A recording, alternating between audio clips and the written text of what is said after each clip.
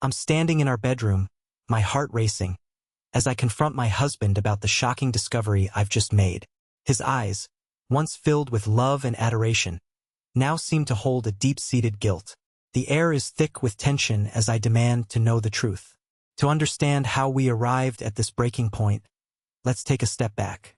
My husband and I, we've been married for about a year now, and we have a beautiful 1-year-old baby together.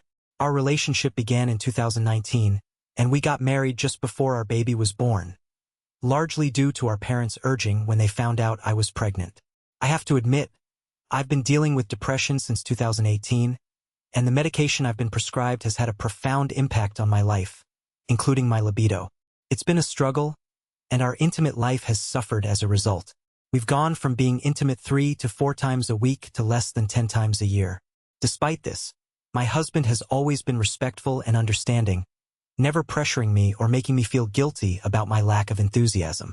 He would sometimes express his struggles with our situation, but he reassured me that my mental health was his priority. He even told me that he despises cheaters and has been a victim of infidelity in his past relationships.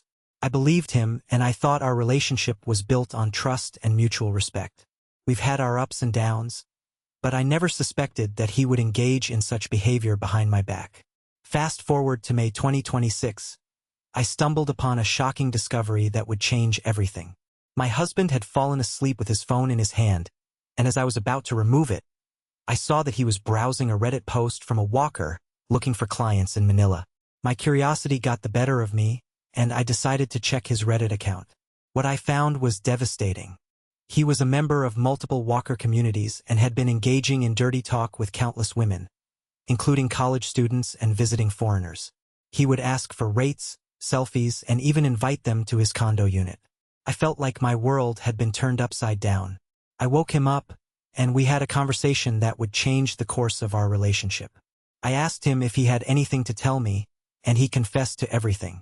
He claimed that he needed to redirect his pent-up sexual energy somewhere else since our intimate life was non-existent.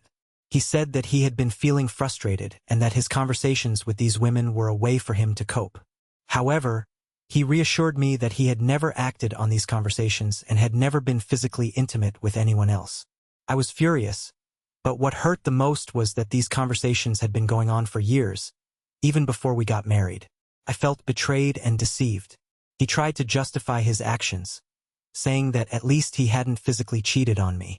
But for me, the emotional betrayal was just as painful. I told him that I understood that I hadn't been the perfect partner, but his actions were unacceptable.